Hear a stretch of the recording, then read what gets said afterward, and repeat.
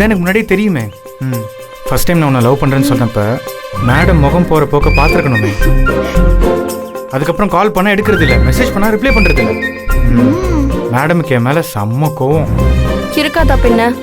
அடிப்பாவி, நான் உன் ஃப்ரெண்டு தானே, என்கிட்டயாவது சொல்லிருக்கலாம்ல. அப்பவே இந்த சஸ்பென்ஸை ஓபன் பண்ணிருப்பேன்.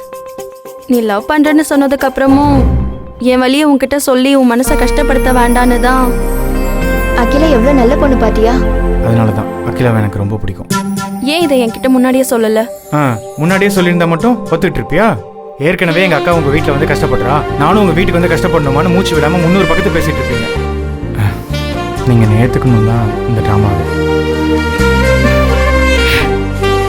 கதிர், அகிலா வெக்கப்படுறா பாரு. ஏய் போடி. ஓகே கதிர், நீங்க ப்ரப்போஸ் பண்ணிட்டீங்க, அவளும் அக்செப்ட் பண்ணிட்டா. இனி நடுவுல நந்தி மாதிரி நான் எதுக்கு? நான் கிளம்புறேன். இன்னும் கிளம்பலையா? இங்கே தான் இருக்கீங்களா? அதானே, நீ அப்பவே போயிருப்பேன்ல நினைச்சேன். அடப்பாவீங்களா, இப்படியா ஒருத்திய கட் பண்ணி விடுவீங்க? 2 பேரும் நல்லா வருவீங்க, நல்லா இருங்க. மலர், ரொம்ப தேங்க்ஸ். போதும் சாமி உங்க தேங்க்ஸ் எல்லாம். அப்ப இன்னும் கிளம்பலையான்னு நீங்க கேக்குறதுக்குள்ள நான் கிளம்பிடுறேன். உங்க 2 பேர் வீட்ல இருந்து யார் வீட்ல எதிர்த்தாலும் சரி, 2 பேரும் ஒருத்தருக்கு ஒருத்தர் விட்டு கொடுக்காம இருங்க. சரி, பை.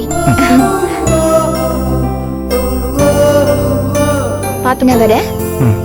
Malar, thanks. பாத்து போ. Bye by.